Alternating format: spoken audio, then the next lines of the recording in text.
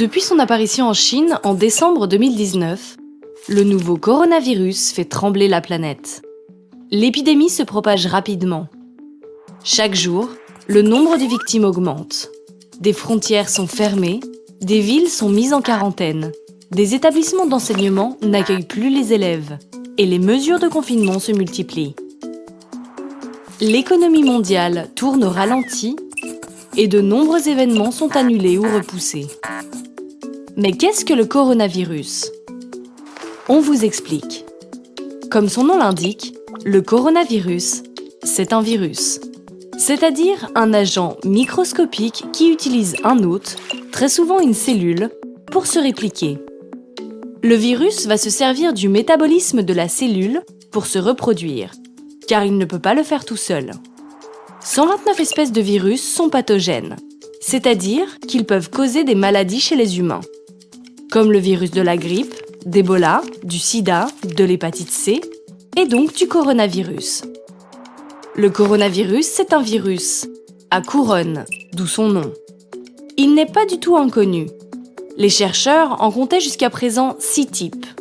4 donnant des maladies bénignes du type rhume et 2 provoquant des pneumonies et ayant une origine animale, le SRAS-CoV et le MERS-CoV. Il faut donc désormais faire avec le SRAS-CoV-2, le virus identifié en Chine début décembre 2019, qui est d'un nouveau genre. Il entraîne une maladie que l'on appelle Covid-19. Les symptômes sont les mêmes que ceux de la grippe. Fièvre, toux sèche ou grasse, fatigue, souffle court, écoulement nasal, courbature. Cette infection respiratoire est transmise par le biais de gouttelettes émises par une personne infectée. Les chercheurs pensent que ce nouveau coronavirus est apparu pour la première fois dans un marché de fruits de mer et de poissons de la ville de Wuhan en Chine. Ce marché a été fermé le 1er janvier 2020, après qu'une soixantaine de personnes a contracté une forme inconnue de pneumonie. Le nouveau coronavirus a fait dans le monde, en quelques semaines, plus de victimes que le SRAS en 8 mois en 2002 et le MERS en 3 ans.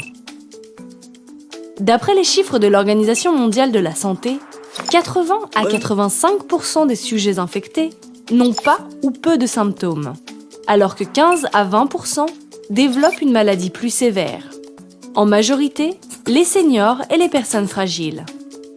Les formes sévères nécessitent un maintien à l'hôpital sous assistance respiratoire. Et dans les cas les plus graves, les personnes malades sont admises en réanimation. Le taux de létalité, c'est-à-dire le nombre de morts parmi les personnes infectées, est de 3,4% en moyenne au niveau mondial. À titre de comparaison, le taux de létalité de la grippe est inférieur à 1% selon l'OMS. Mais depuis le 11 mars, la crise du coronavirus est considérée par l'OMS comme une pandémie. La contamination est beaucoup plus rapide que celle de la grippe.